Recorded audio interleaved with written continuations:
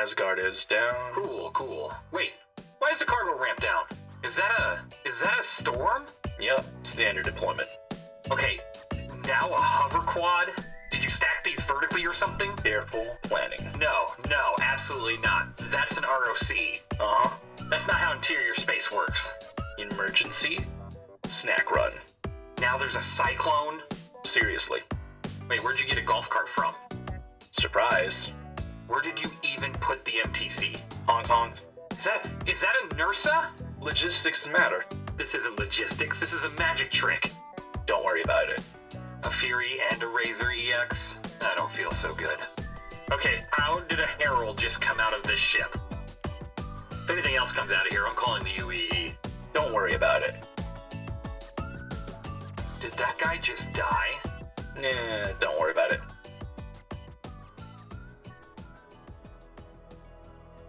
Hello and welcome back to Star Citizen. My name is Evenlease, and today on 10 Minutes More or Less Ship Review, right behind me, the ANVIL ASGARD. Let's go ahead and take a look.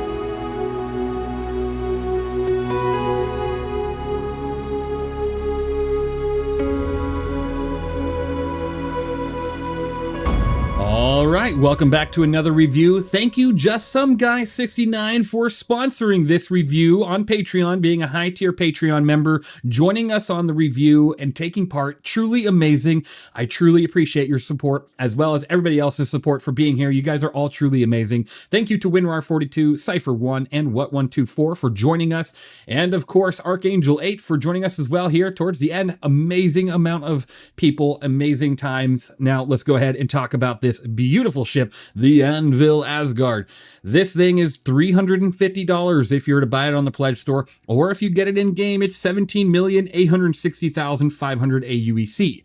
Now you gotta be wondering, why is it that much money? Well, because it can do pretty much every aspect of gameplay out there except for mining and salvage, but even that it can technically do, because you can fit something like the Salvation or the Golem in the back of this ship and go out there and have a little mining or salvage, operation, and that is so cool. But you also have the ability to carry an astronomical amount of cargo or any ground vehicle in the game. So with that in mind, you can go out there and do PvE, cargo transport, vehicle transport, mining, salvage. I mean, you can touch your toes in every aspect of the gameplay with the ANVIL ASGARD, and it makes it a fantastic daily runner as well. This ship does have a 17-minute claim time, or if you're to expedite it, it's 4 minutes and 15 seconds, which is honestly a really good amount of time. It's not long at all, and you're back out there in space after, well, sadly getting destroyed. But 4 minutes and 15 seconds, not terrible, and very easy to get out there and do what you need to do. Now, as the pilot, you do have a total burst damage per second of 3,274 stock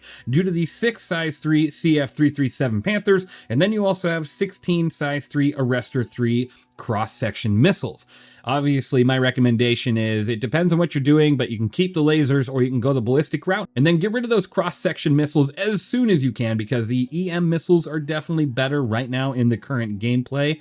And then for the turret, you do have 1,636 burst damage per second, and it is a manned turret. Due to the 2 size 4 CF447 rhinos on that, you're able to output a lot of damage, and especially if you change that to something ballistic, you can just shred through a ship and get its components pretty quick with the firepower on this. Now, when we're talking about the defensive nature of this ship, you do have 4 size 2 shield generators with everything that they output. And if I understand how the gameplay works for shields right now, it's not just 2 shields giving you bubble shield. Unless it's bugged for some reason, you should have more than 18,480 shield with the full stop military grade C shield generators, and with a total of 36,960 bubble shield on this ship. If I understand, it means that only 2 shields can regenerate at a time, but all 4 shields actually give you shield strength to the ship. So if that's the case, it's 36,960, but if it's bugged for some reason, it's 18,480. Now, moving past that, you do have a total of 12,000 ship armor with a minus 15% physical damage attribute and a plus 30% energy damage attribute.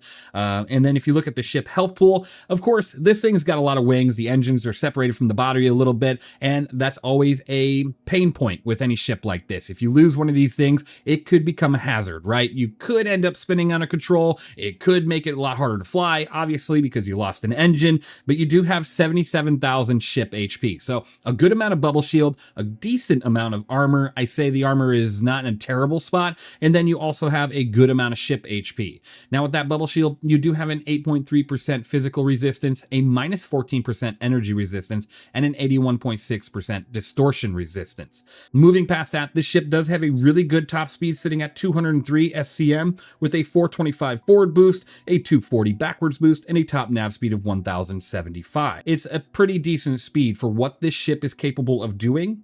And then if you look at the maneuverability, it's a 33, 28, 95 pitch yaw roll, which means it's not the most maneuverable craft, but again, you're carrying either a lot of cargo, a very good amount of vehicles, or you're running back and forth from site to site and doing some PvE action. This ship is in a pretty good state maneuverability wise, and boosted it's 39, 33, 114, so not terrible by any means. And then if you're looking at the countermeasures, you do have a total of 192 flares and 20 decoys, allowing you to take as much missile fire as you pretty much want until you're out of the scene, hopefully as quickly as you can if you're getting attacked by a player with a combat ship. And then you have 97.5 SCU of hydrogen fuel and 1.85 SCU of quantum fuel. If there's anything disappointing on this ship so far, it's the fact that the quantum fuel is so low. When this ship is huge, you think it would have a lot more quantum fuel, allowing you to do things out there in the verse for a little bit longer without having to go back and refuel. Now, let's go ahead and take a look at this ship here. In the first person, you do have 3 access points from the ground, 1 at the back where the ramp is, and 2 at the front. Right here is one of those side points. You can go ahead and jump right on up and jump right up through there. Now, if we're to go ahead and go through the back door of this ship where you load your cargo or your ships or anything else you want to put in here, this is the primary entrance to this vessel. So you go ahead and walk on in, and you can see quite the cargo area. It is really nice, looking very good in here, but also a lot of your components. You go ahead and access it here. You have your cooler, one of them at least. This is the size 2 Arctic military grade C cooler. Now this cooler itself, of course, has 46 cooling generation with a power consumption of 4, and it has a health pool of 490 HP.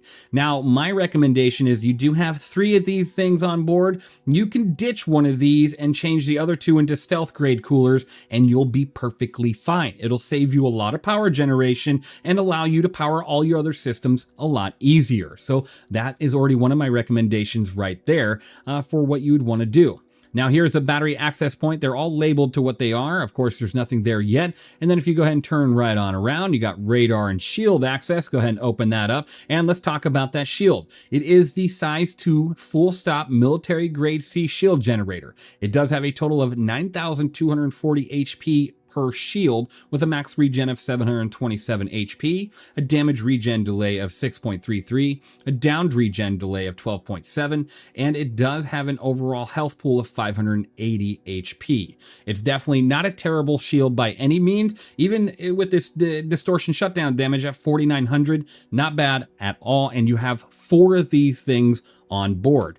We'll go ahead and close that one up right here. You have another shield access point right on over here. And then you have a nice looking fire extinguisher here at the back of the ship. Now, if we're to go ahead and make our way through the entrance here and walking through the cargo hold, you do have a nice little storage locker one right here, which gives you a total of 750,000 micro SCU. This would be typically more storage area in the Valkyrie, but you don't have that access here.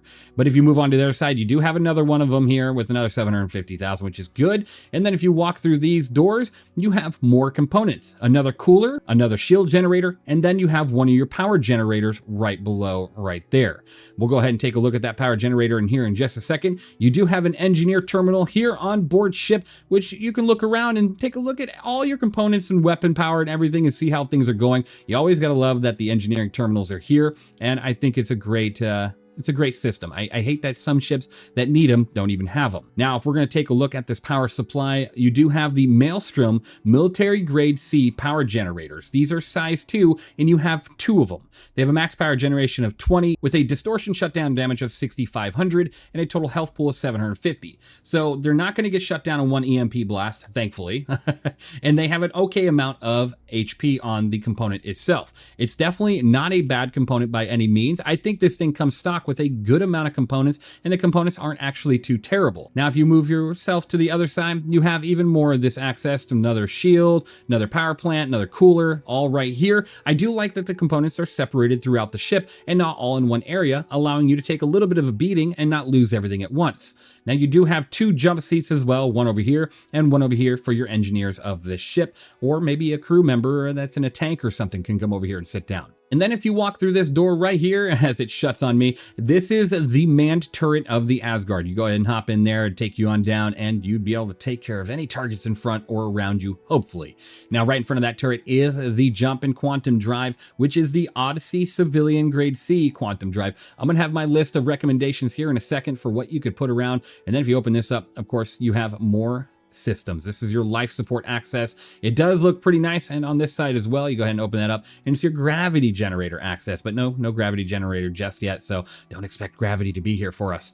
Now, the only way to get to the bridge, the second story of this, is to take this ladder. This ladder used to be kind of a death trap, so you gotta be careful. Sometimes it might take your head off. Sometimes it won't. It just depends. And here's just some guy. Thank you again for this amazing opportunity. You go ahead and walk in over here, and this is the bathroom for the crew. You have a nice little toilet area, nice shower area, a mirror that's, crotch height and level. It's an interesting looking mirror. You're gonna have to bend down to actually take a look at anything instead of being up here. That's just where they decided to put that. So fantastic looking bathroom. And then you make your way all the way across to the bedroom where you're gonna go ahead and sit down with the crew and lay on down. Of course, what a nice looking crew area, pilot, gunner, and you're good to go. It's such a fantastic little bunk.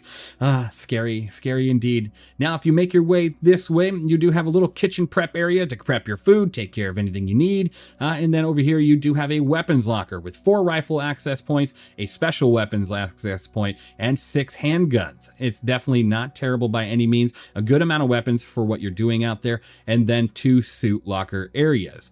Now, if you make your way through this door, this is where the cockpit, the bridge is. So you'd go ahead and take a look. It's pretty nice. You go ahead and open this up and you have more computer access area. So when we have blades and stuff for this ship, this is where that would go. And of course, a fire extinguisher.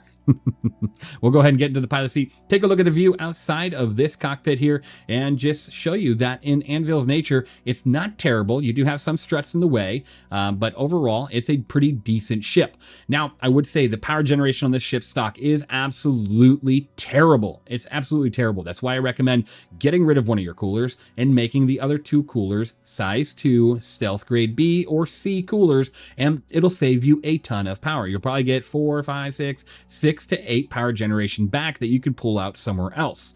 Now, that's pretty good. Overall, this is a fantastic ship, and for what it can do in the verse, it is highly rated. It is highly loved out there. I think it's a phenomenal boat. I'm going to show you 1 or 2 shots with some PvE against some, AI targets, just to show you this thing can definitely handle itself, no problem, even better with that turret occupied, but it can absolutely handle itself. So with that, let's take a look, and then I'll give you my score.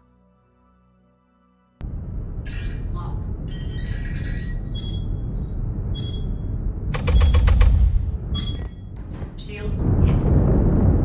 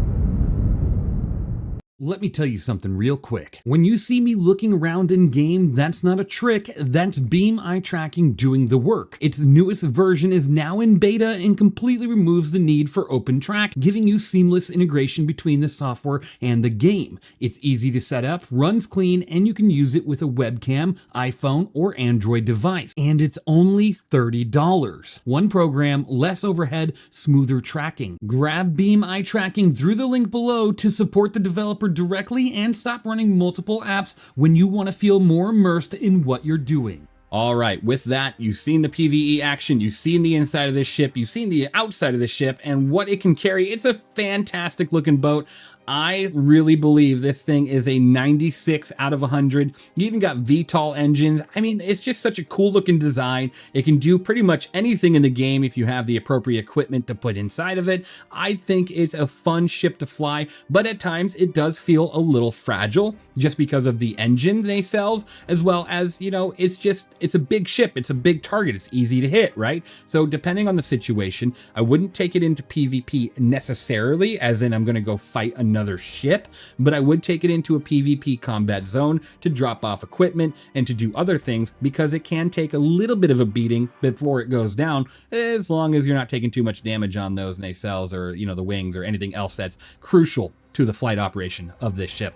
Let me know what you think of the Asgard down below in the comments. Do you have one? Are you flying one? Is it a daily for you? What is this ship to you? And what ship are you excited for this year? Thank you for being here. Thank you for watching. You all are truly amazing. Thank you to my Patreon supporters. Just some guy. You guys are awesome. Sithrex out there. Everybody out there. You guys are truly phenomenal. And I really do appreciate every single one of you. And of course, I'll see you all in the next one. If you're building a new PC, go through longshipindustries.com, a veteran-owned mom-and-pop business that takes pride in every single build. He built my personal rig, which you can actually see featured on the website. The care, warranty, and customer support are top tier. Trust Longship Industries for your next build.